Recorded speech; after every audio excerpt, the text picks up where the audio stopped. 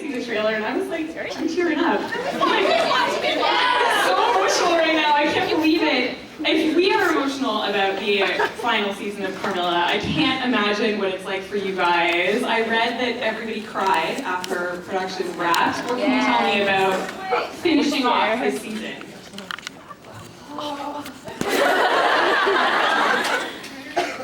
Oh man, yeah, I don't know where to begin. It was, I mean, it was like the ending of school, I don't know how to explain it. It was really, Spencer and Steph came up to us at the end of the last shot of the season, and Natasha and I were there. And it was kind of just like us in a little huddle, and they were like, "Do you think that we got it?" Yeah, I forgot about that. Yeah, he asked us, because they were going to offer us another take, and he's like, "Do you think we're done?" And Elise and I just kind of looked at each other and just went, "Yeah." And then we both just, And then we all started crying like banshees. yeah, I think Elise and I just held on to each other for like an hour straight. Everyone in the audience is going to need to watch the end of the season with a buddy. Is it relating? Yeah. Kaitlyn, you were saying that on your YouTube channel you shot a video where you just like bawled for 3 straight minutes. Yeah, it was a 3-minute video of me just like crying and being like really grateful because like I was gonna quit acting before I got this role, and laugh taught me a lot about myself and kind of saved me. So it was like really emotional to stay by them, and I'm not gonna keep talking because I'm gonna cry. How many people in here feel that Carmilla saved them in a way a little bit? Yeah, I think you guys have done a pretty amazing thing. So that's awesome. I'm super excited also because BuzzFeed just announced that Enrico Colantoni is going to be joining season 3 as Laura's dad. Which is great because your nickname on the show is like Veronica Mars. Yeah. And now Veronica Mars' dad is on the show. So what was it like joining him? Man, it was, I mean, it's kind of scary and like having a new actor on set, especially if it's a well-oiled machine that's been going for a couple of years now, and bringing someone new into that process. And oftentimes you just meet someone right before you're filming together, and that's it. That's all you get. And it's like, hey, hello, nice to meet you. Great, you're my father. But he was nice enough to, I asked him to run lines with me the night before, and he came and just to meet each other, and like we instantly were very connected to each other. And I mean, he's such a talented and such a giving actor. It was awesome to work with him, and also I was just so excited for Laura's dad to be a part of the series this year, because it's, you kind of get to like peer into her life a little more, and it was really meaningful to have him as a part of the script this year. I think we're all pretty excited to see a little bit more of Laura's backstory. Oh, Yeah? Oh, yeah. Yeah. I think we're also going to get to dive into Perry's character in a different way this season. Who's excited about that? Obviously, I can't ask too much about that because super spoilers, but Annie, you were telling me that your entrance with Kaitlyn this year is kind of interesting.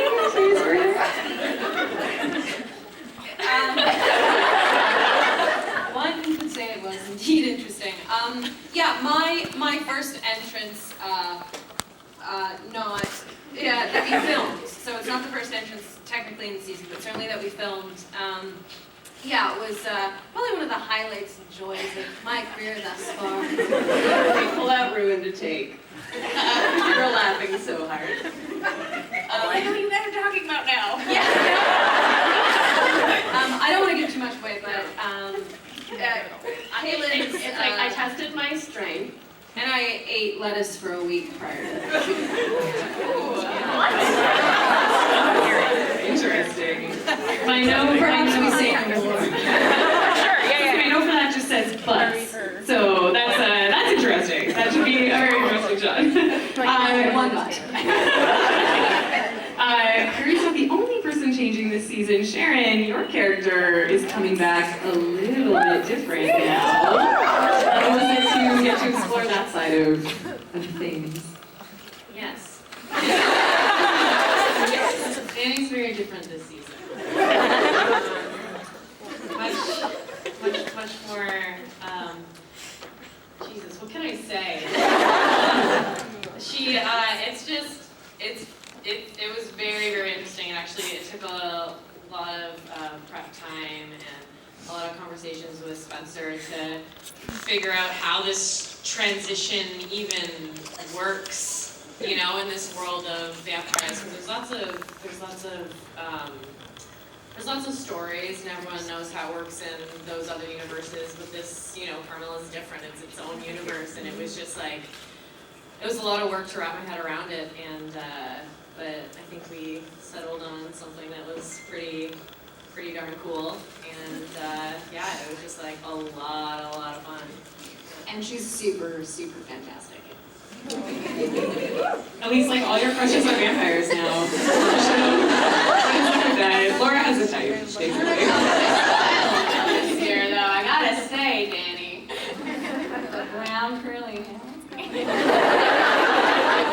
2 times the leather jackets. We can take it. Yeah, that's awesome.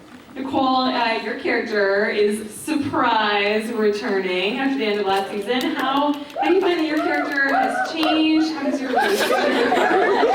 Yeah, I'm excited about that. I'm excited. Not dead. Great. Definitely not dead. I think this season Mel's in a position that Mel's never in a position that makes her happy. She's like second to this one for the summer presidency, and then this season she's in kind of a tough situation that's like not easy for her. She's forced to do things she doesn't want to do. So that was fun to play, because it's fun to play angst. And I got to do something this season. I can't tell you what it is, but there's a little new thing that comes along with Carmilla this season that I was really involved in, that I'm excited about, and I hope when it comes out that you like it. Shannon, betrayed the team. What's up with that? How dare you? First of all, how dare you? Second of all, now that your boss is dead, what can you tell us about how things change for Theo next season?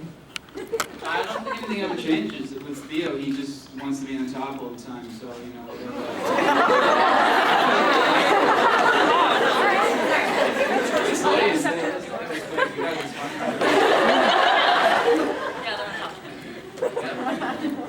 And Aaron, you had a bit of a transition this season too, because you went from playing Will to playing a hundreds of year old vampire that had been trapped in a book for centuries. So that's a challenge, a particular challenge. How did you approach playing that? Yeah, that was tough. I mean, because JP was like a new guy for me to take on, it was, I don't know, I had to like start over basically, start from scratch, and it was interesting because I kind of went into it like, you know, I auditioned for the original role that I played, right? So it was like getting these other roles to go.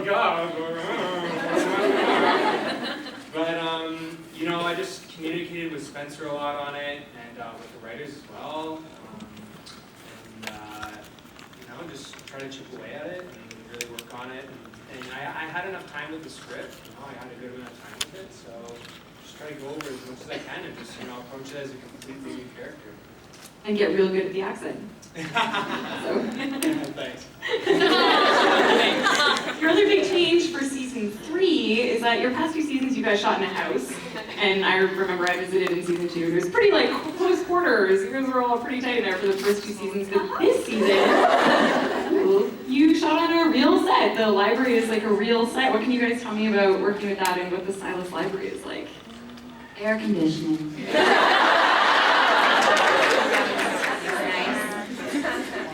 It's true, I think that's what we were all most excited about, because the first 2 seasons in the house and it just being like everything was so close together and we were all like just sweating so hard.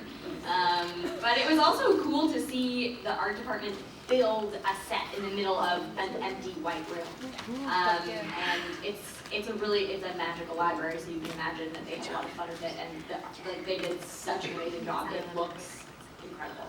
Yeah, there were a lot of really cool lighting rigs this year as well that I was really impressed with.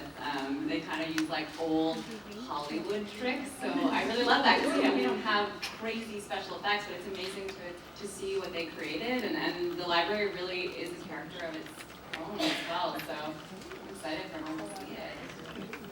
Yeah. We are excited too. We are going to get to audience questions in just one more second. So Emily, we're going to just have people raise their hands. So if you raise your hand, Emily's going to come over to you. One more question before we get started though. BuzzFeed also broke that you guys are going like unabashedly queer this season. Like maybe even dropping the L word at a certain point, I hear? Yeah. What can you tell me about? Well, this is the first time that we actually say the word lesbian on the show, which I think is really important and really cool, and it's the first time that it's actually discussed. I mean, I think it was neat for season 1 and 2 to sort of have it be about the mystery and to sort of like normalize queerness, but I think it's also important to have the discussion about it as well. So that was, it's really great, and it's a show that I'm so proud to work on for that, for a multitude of reasons, but definitely for that reason. Cool, thank you. All right, if you guys have a question, go ahead and throw your hand up, and Emily is going to come right over to you. Without a microphone, so she's just going to tap you on the head, I guess. Hi.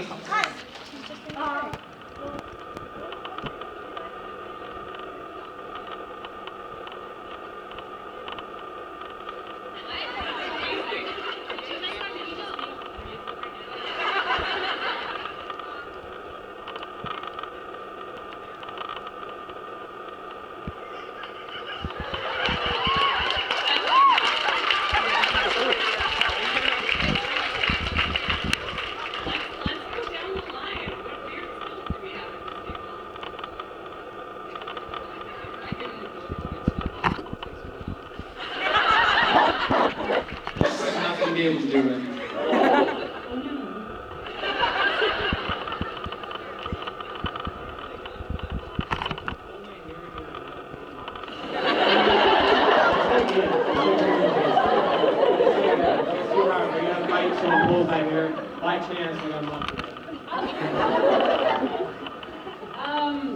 I can do the really fun thing, but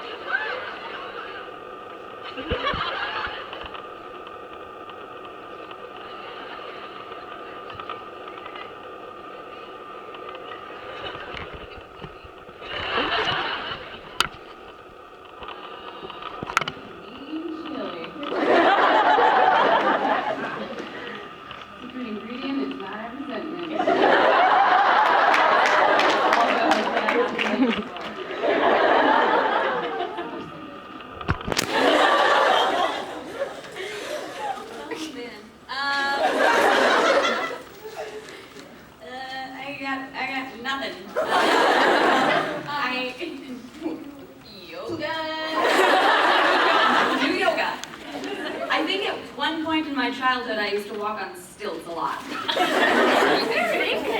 was doing some really good cartwheels before we came here. They were really crisp. Yeah, we were doing like 4 of them in a row, just kept cartwheels. Yeah, that's right. I do a good cartwheel.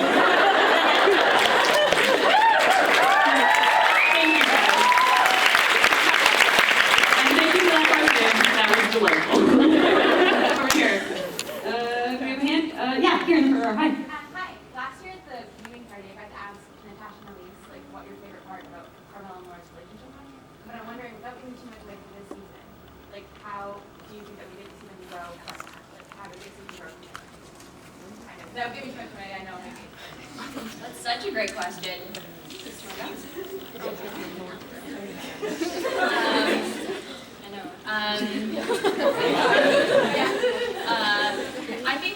I think watching their relationship grow over the seasons is such a great through line throughout the whole 3 seasons, and there's such a different dynamic between season 1 and season 2. And season 1 is sort of about passion and falling in love and realizing that like a person that you didn't think you could fall for is actually the person that you really want to be with. And then season 2 is kind of about what happens when you start seeing things in a person that you're like, oh, I really love you, but I don't know if I like that about you. And then I think a lot of what happened in season 2 is based on, it's really scary sometimes when if it's a romantic relationship or not, if you're in love with someone, if you love someone and then it's not the person that you pictured. And you don't know if that life is, you spend so much time planning what you think your life is going to be like, and then it doesn't look like that all of a sudden. It's scary, you don't know what's happening, and then that's where a lot of like anger and resentment comes in. And I think that's kind of like where a lot of their conflict happened in season 2. And I think season 3 is about finding that third thing, which is about accepting the person and knowing that it takes work to be in a relationship, and knowing that there's like a deeper level of love past surface things with this great Yeah, I think one of my favorite things has been the same for every season, is just their ability to learn from each other constantly and to start to listen to one another. And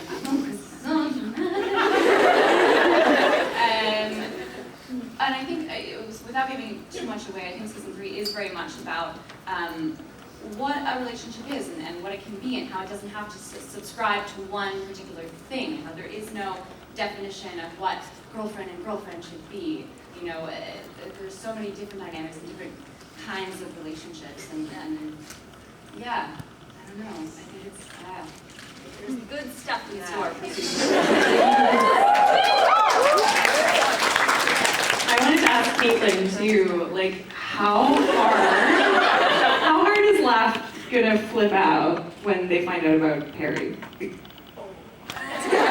She was asking for Perry's possession in season 2. Did it happen early on, or was it a gradual thing? How did that work, and how did you approach playing that also, I'm curious? Yeah, good question, me too.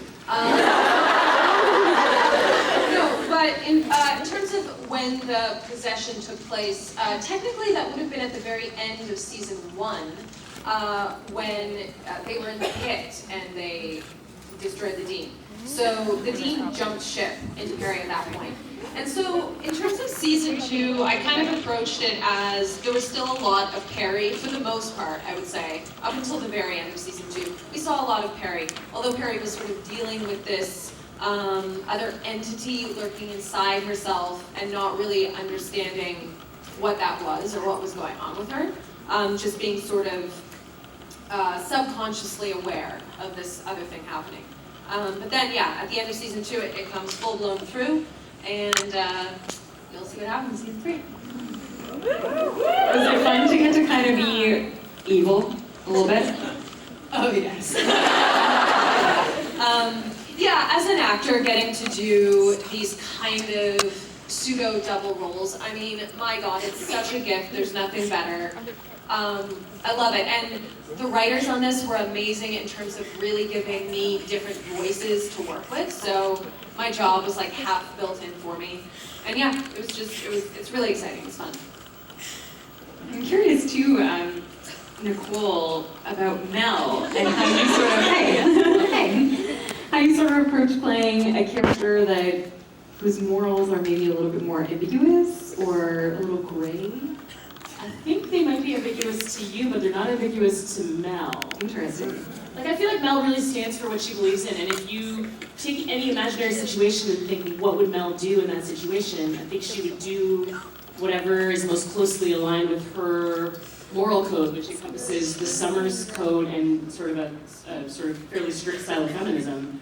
I think she's pretty consistent along those lines, and I see her as somebody who's really principled, and has a really strong sense of injustice and a strong sense of it being partly her job to try to right the injustices that she sees going on around her.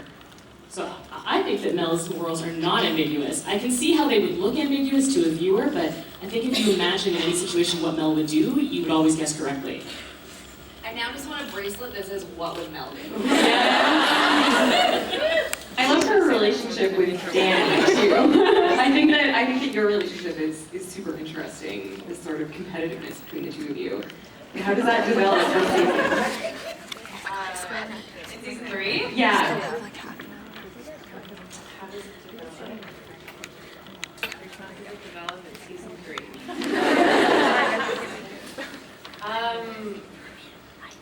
Well, they're kind of on their own paths in season 3. They are kind of just doing their own thing. Danny does some very bad things. Mel doesn't like it. It's over here. That's what's happening.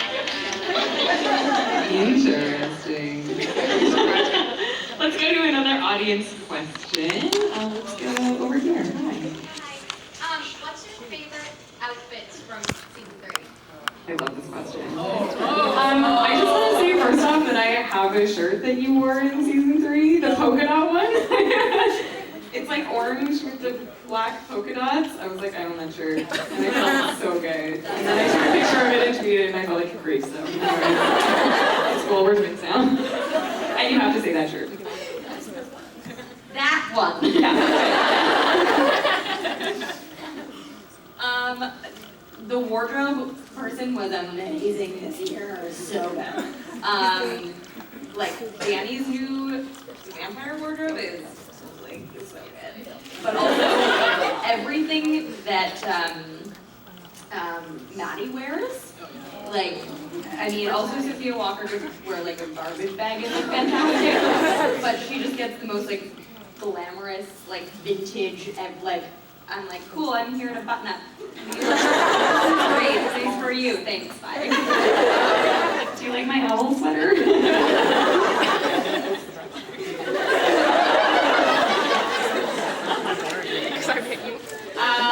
Yeah, it's really difficult to choose just one favorite thing this season because each character has some pretty iconic pieces. Like I have to say, Maddie, also the Dean, Laugh has some really incredible pieces as well.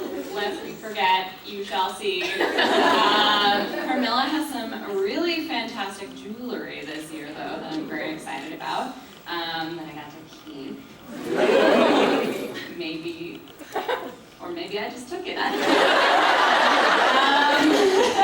And she has some really awesome studded boots as well that I really like. Yeah. Oh, yes.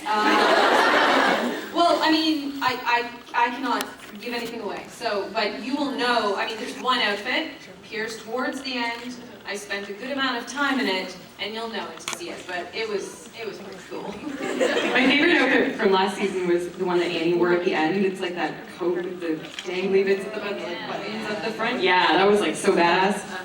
Well, actually, my favorite outfit from the whole season, if you want to try to back to season 1, would be Harry's rodeo clown.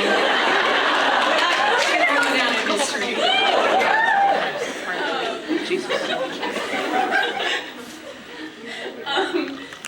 My outfit of the season that I love, I can't tell you about, but when you see it, you'll be like, that's what my face when I put it on. My favorite pieces, my season 1 boots came back, my vests came back, and I got to wear goggles, which I really liked. You know, like the feeling that you see on TV when someone puts on their wedding dress and all their friends are like, you're so beautiful, and you kind of burst into tears, or when you see someone like wearing the clothes that they were sort of born to wear and you well up because you see them. That's how I felt when I saw Kate in their best outfits. And you walked down in that outfit and I was like, Kaitlyn, you look so beautiful. You were born to wear that outfit. Remember I took like 9 pages? You did. Nicole, you cannot post those on social media. I know. I just want to own them. year, Mel had awesome clothes last year. A lot of them were kind of darker colors, so I don't know how much of the detail you can see, but I loved my whole wardrobe last season. This season I'm dressed in a very dirty, dirt. And then there was some dirt. So that was not my favorite. Oh, thank you. Dirty, rocked it dirty. People would be like hugging me at the end when everyone's like hug, hug, hug. I was like, I don't want to get your costumes dirty because they're vintage. I'll just take some pictures. I got good pictures, I'll show you later. Yeah, probably my favorite part of wardrobe for dating for season 3 was we had some like cool leather harness thing that I wore on a couple of my outfits. I mean, we talked about, you know, maybe a collar or two. Sadly, that didn't happen, but there was still some great leather accessories.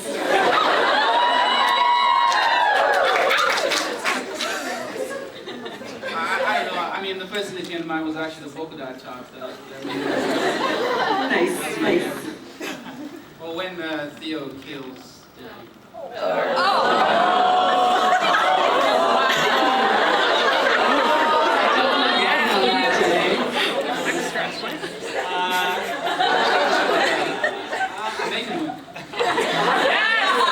Making one was my favorite one. Very interesting. Very organic. It was very organic. No, I don't know, but I saw when I came to hang out on it on set for a day. On a day I wasn't shooting. Wow, man, Maddie's costume was beautiful. Actually, I want to talk a little bit about Sophia Walker as Maddie, because she's incredible. And I was bummed out when I thought we maybe weren't going to see any more of her on the show, but we are. Natasha, I'm wondering if you can tell us a little bit about how Carmilla's relationship with her sister develops next season. I say, without giving too much away. I can tell you that Carmilla is just as excited that Maddie is back as I'm excited that Sophia, or I was excited. No, I'm still excited that Maddie is back. Maddie's gone through quite a lot as well. So she has an interesting transition. I mean, she did come back from the dead, which has its consequences. So I think they have some struggle navigating that. But yeah, you definitely, especially towards the end of the season, you'll see there's just such a great love between them, but they also kind of come to this like impasse. Like, I don't know, they sort of, they don't always see eye to eye, but there's definitely such a deep-rooted love there, which is hopefully comes across, because you know they've been family for hundreds of years. So yeah. I'm excited to cool see that. relationship. Yeah, working with her is such a gift. Yeah. Awesome, thanks. All right, let's do another audience question. Yeah, over here. Hi. Nope. Yep. Oh. Yeah. Hi.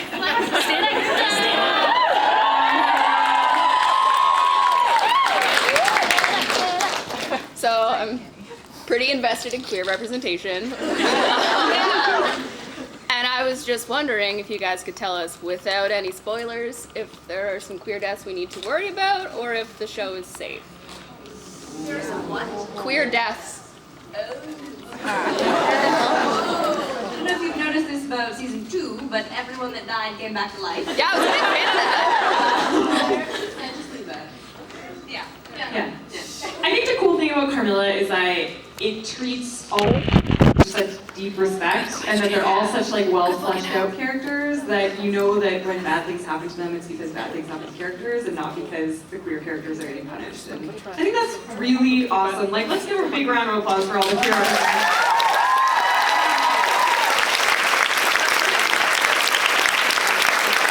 I'm so interested because you see a lot lot of it on TV these days. Actually, I kind of want to see if we can go down the line, and you guys must have some awesome fan stories about people who have expressed to you, you know, like gratitude or their own stories. What are some of your favorite fan moments dealing with cream puffs over the past few years? Oh, I've got one that comes to mind right away. I mean, all of them are amazing. I just think it's such a, these are my favorite things, just seeing your faces and feeling your energy, because it's one thing when everything's digital and you see kind of like numbers and follower counts go up, but it's totally a magical thing to actually sit in a room with you. And when I was in New York at the UBK pop-up shop, I had just a really special moment. There were so many parents who were thanking us, and I thought that was really fantastic just to see how supportive they were of their children, and they were thanking us for providing representation, and they were like, thank you for, like, you know, making my child not feel like they're a freak. And I was like, of course. And it was just so touching that they were there with their kids. And one of my fanboys was one of the youngest people in the States to have top surgery, and it was their 15th birthday, and I bawled, like, I just started crying, like I couldn't handle it, and it was amazing and really dear to me. So yeah, it's always fresh, and it's always exciting, and it's always just so overwhelming, and it never gets old every time. So thanks, guys.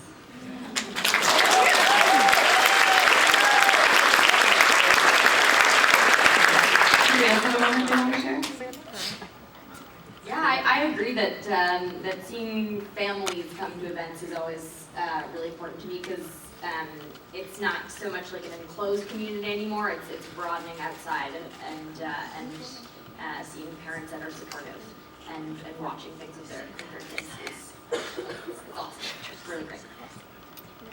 And Natasha, that was Speaking of parents, go for it. Mine are here.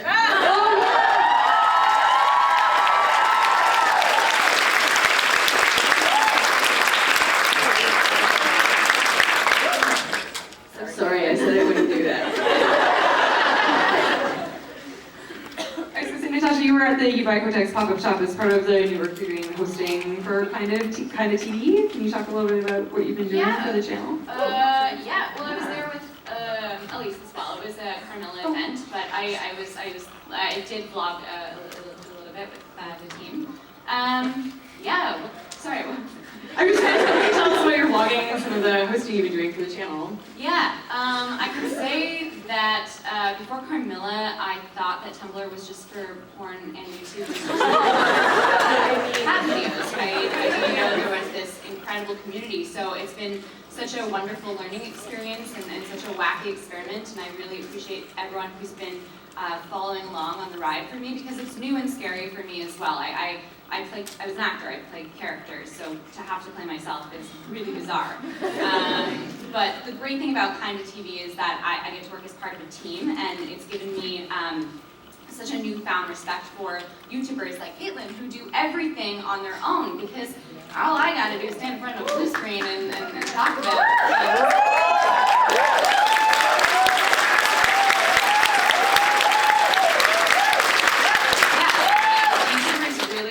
And so it's interesting, and like I'll be the first to admit that I had no idea like how much work goes into it, and it's also given me a great appreciation for production, because getting to see the production side of Carmilla as well, and how it truly takes a village. Like, there are a lot of behind the scenes things that people don't realize happen, even actors don't notice happen sometimes, and then it's just crazy the amount of time and commitment and people go into making this little web series that could. So yeah, it's been such a treat. Thanks for and just watching me like flail around as I pretend to know what I'm doing. That's great. And Kaitlyn, you've been part of a new project called Couple-ish.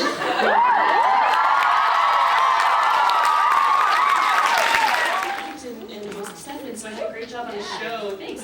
Called Inside Between. There's a teen drama called Between that you might know, and Mercedes Morris from Couple-ish is one of the actors on Between, and they did an after show, so I got hired to direct the after show, and then just before we went to camera, like a few days before we went to air, one of our hosts, whatever happened, it didn't work out for the contract, so they were suddenly like, they needed 2 hosts for the show and they only had 1. And then they were like, oh, Nicole, you host, get in there.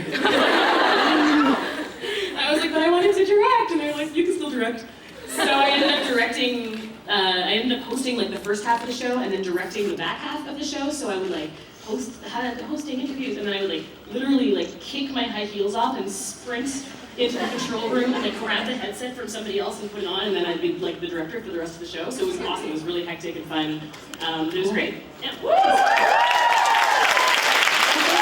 I would really like to your hand/ring bracelet situation. That's pretty great. Let's give that a round of applause. I saw it in the store and I was like, oh, I have to have that. And it was attached to like a cardboard thing, and I put it on and I was like, oh yeah, I'm buying this for sure. And then I was like, oh no. Whoa. So the cardboard thing made it really tight and I couldn't get it off, so I went to the cash and I was like, you gotta scan this on me. I'm leaving with this on. And it hasn't come off since. It's really gross, yeah. Let's do another audience question. Yeah, over here. Hi. Yeah? Okay. Hi. My question is, if all of you had the chance to bring one guest star to Carmilla, who would it be and why?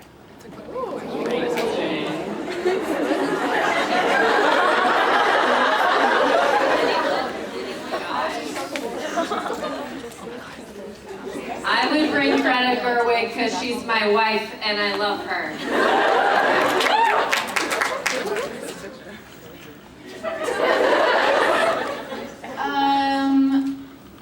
Mia Kirshner, maybe. Yes! Yeah, because I really looked up to her when I was growing up, and she plays a lot of queer characters, and she's Canadian, and I think it would just fit in really well. She was on the Vampire Diaries as well, so I think it'd be really neat if she was like, related to Carmilla in some way, or yeah. I saw her in a coffee shop with a dog once. I flipped out. You told me. I thought you were like, I followed her. Yeah, you told me, and I was like, what? I want Leslie Jones. Like last mentor or something. Make it happen. Leslie Jones, I formally invite you to be a summer. Yeah.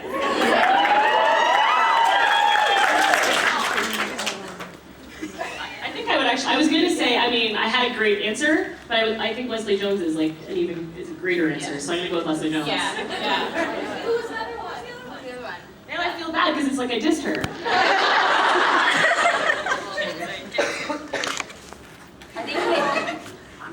I think Ellen Page would be really good. I also love Shailene Woodley too. I think she really conducts herself and sort of what she stands for. I mean, there's a lot of limelight in what we do, but I think she's pretty past all the superficiality of things, and she's very much about being a person and about the existence that she has here. So I would love to work with her at some point, but I think Ellen Page would be really great. She's Canadian. She's very socially conscious about this sort of art, and yeah.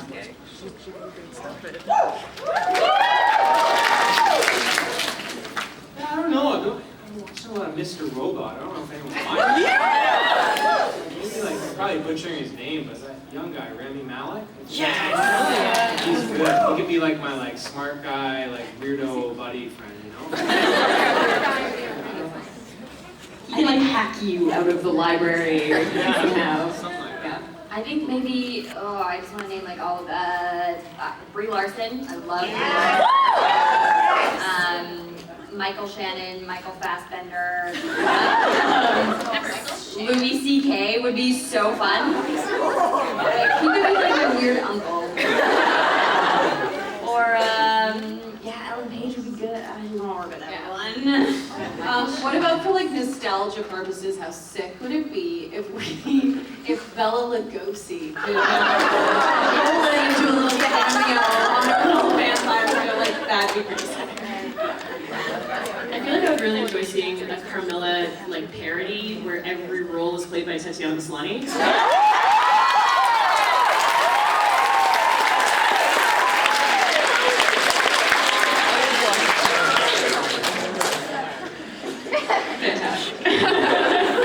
We'll do a couple more audience questions. Yeah, hi. Hi. On subject of roles, if you had to choose one other, after filming all of them, if you had to choose one other part to play from this cast, which would you choose, and who would you want to play your part? That's a good addition to it, yeah. From the cast? Like someone else from the cast? From the cast.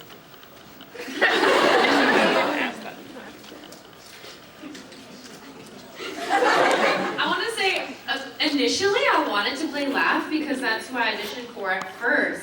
But I will say, I do not envy having to say those lines, so no thank you. That is a lot of work. I don't know, maybe Mel? That's obnoxious.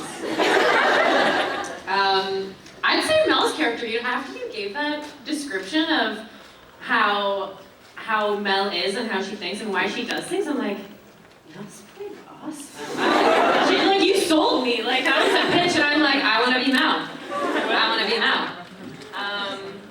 And I want Aaron to play my character.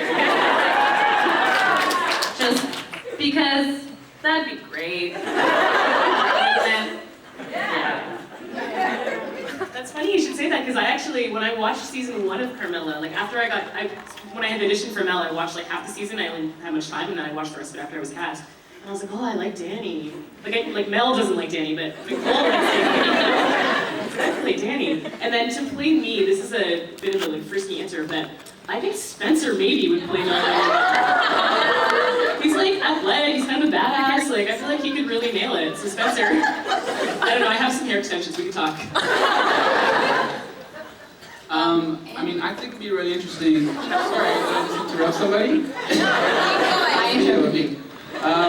No, I'd be actually really interested in playing Laugh's character, because I think it's really interesting, the whole questions of gender and, masculine and feminine, the whole, what you represent and how you feel about things.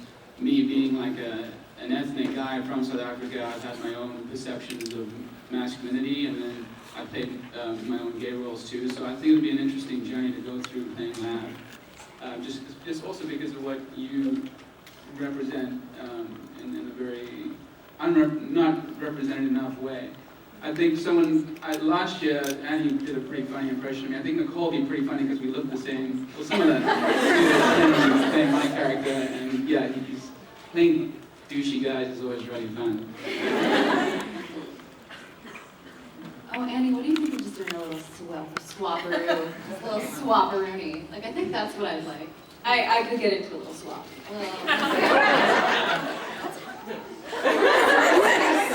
Switching up. I think everyone auditioned for Carmilla. Like, every woman in the cast. I think, is that true? No? Good point.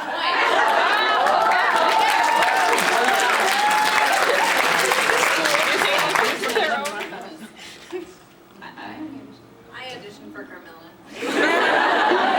Yeah, you did. I auditioned for Carmilla and I walked into the audition room with a backpack and a bike helmet. I think I would love to play Maddie, and I think I'd love Matt O'Connor, who plays Kirsch, to play Laura. Matt is actually such a lovely actor, and it's a shame that he's never able to come out to our events because he does so much theater, but he is completely different in person than his character, so like he could play anything, and yeah. Amazing. Yeah. Okay, we've got a few minutes left on the panel. We got a bunch of questions from fans on Twitter, so we are going to go down the line and do some lightning round questions. Are you guys ready? Okay, so first question, we'll start with Elise and we'll go down, and then I'm going to ask you different questions. So don't worry, you don't have to prepare your answer. We're just going to go super fast. So, Laura / Elise, describe your character for season 3 in 5 words.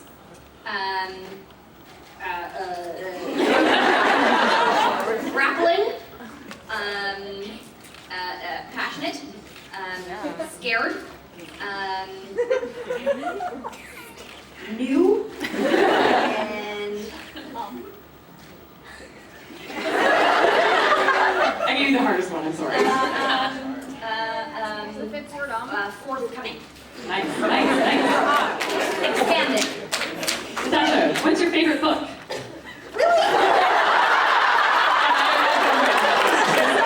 I never read, never. Cathedral, Raymond Carver. Ooh. Yeah, Good answer. a fan just sent me an autographed copy, anonymously. Thank you to whoever sent it to me. I don't know, I'd like to send you something back. That is all. Nice. But it was very nice. Yeah. Annie, what's one thing you'll miss most about the Carmilla series? That's really hard. Oh my God. Absolutely the people on this team, production crew, and this cast is an absolute dream to work with. I think I try not to take it for granted while we're in production and filming, but stepping into other projects, it's just it becomes so apparent to me how special this team is. So yeah, it's the people.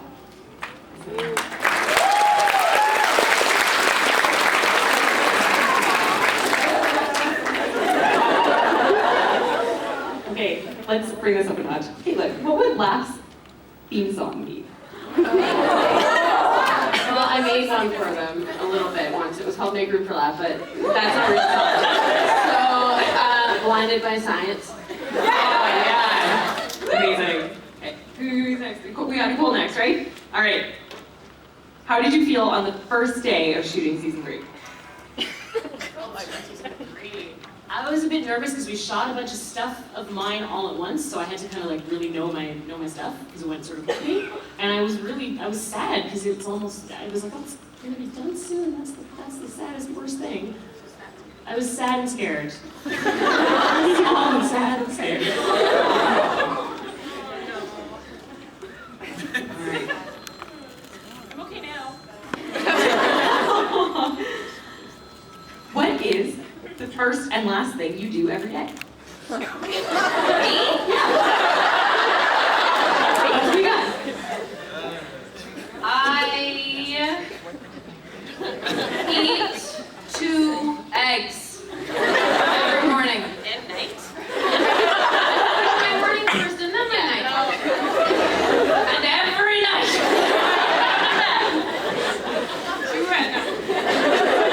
Before I go to bed, I put in my retainer.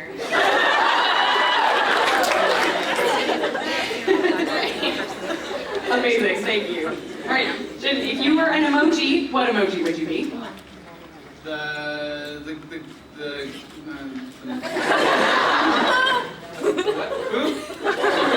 Right, poop. I mean, yeah. We can get into that, that's fine. Okay, fine. Aaron. Yep. What Disney character best suits your personality? Oh my gosh,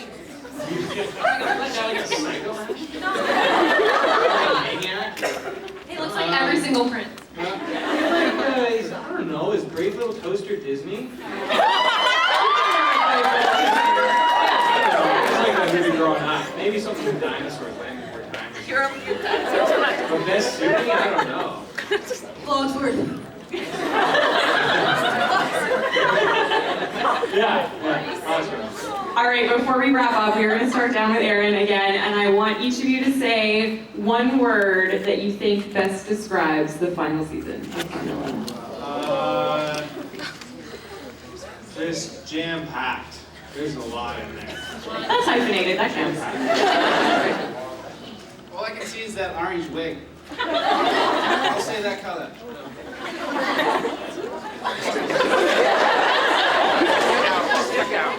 Scary.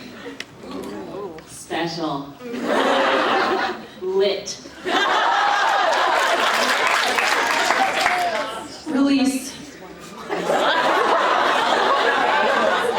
For you, maybe. Release got me some special tea. Anyway. It's the nicest thing you've ever done. Epic.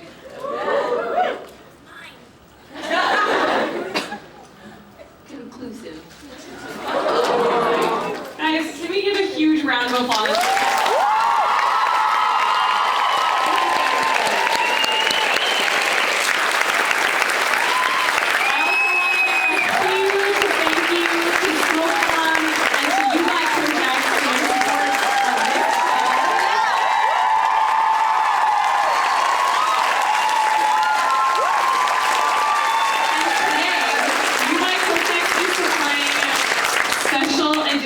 Carmilla tampon packs that each of you guys can get autographed by the cast right now. We are having a Carmilla autograph session. We are going to go row by row, and everybody can sign one thing each. So if that's the tampon pack, that's cool. Or if you brought something else, that's totally